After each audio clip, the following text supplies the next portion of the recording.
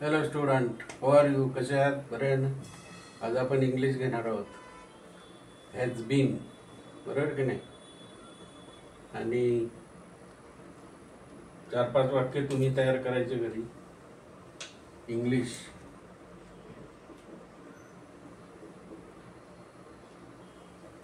पहिलं वाक्य, बी small children, small child has been crying for an hour.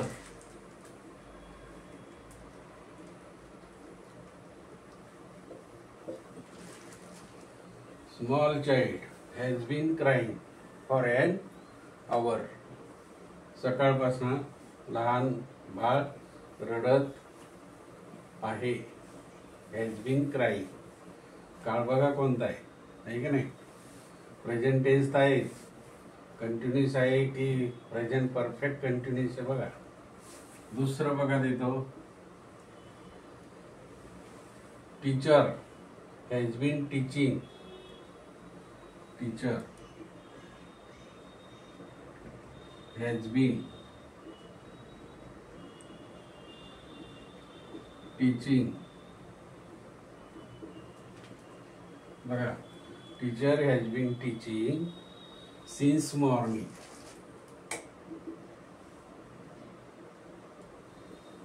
Since morning. सकाळपासून शिक्षक शिकवत आहेत, बरोबर की नाही? I have been reading this book. I have been reading this book. This book since yesterday. Since yesterday. आता बघा, तुम्हाला चाइल्ड म्हणजे बेबी, लहान, हॅज लागलेलं आहे की नाही?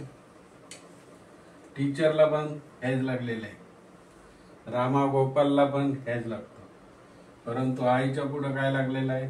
हॅव लागलेलं आहे. काय लागलेलं आहे? हॅव लागलेलं आहे. आता इथे मदर काय लागेल? हॅज लागेल ना. हॅज बीन कुकिंग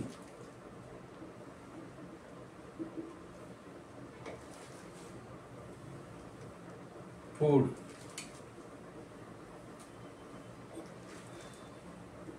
मदर म्हणजे आई सकाळपासून अन्न शिजवते, नाही का? Mother has been cooking food since morning. Morning, बरोबर की नाही? सकाळपासून अन्न शिजवते. आता पाचवं तुम्हाला घ्या, दे. इथं दे लावलाय. हॅव लागेल का हॅज लागेल? Been playing. They have, they टिंब टिंब बीन प्लेइंग. टिंब टिंब कोणता गेम आहे तो? सिन्स काय असेल ते? येस्टरडे.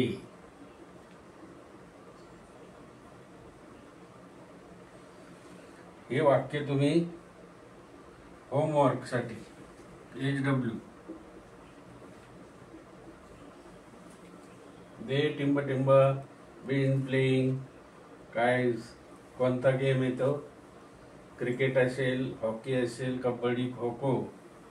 सिन्स असेल तर सिन्स, फ्रॉम, सिन्स येस्टरडे काय असेल तर ते लिहायचं. 1 मार्क मिळवतो. अशा प्रकारे 3 वाक्य घरी करा. Hard study enjoy, don't take any tension. Tension बिना अभ्यास करा. वाक्य तयार करा. हॅज बीन प्लेइंग, क्रियापदाला ING प्रत्यय लावतो. टीचिंग, क्राईंग, प्लेइंग, थोडं चुकलं तर चालेल स्पेलिंग, पण तयार करा. Okay, have a good evening, good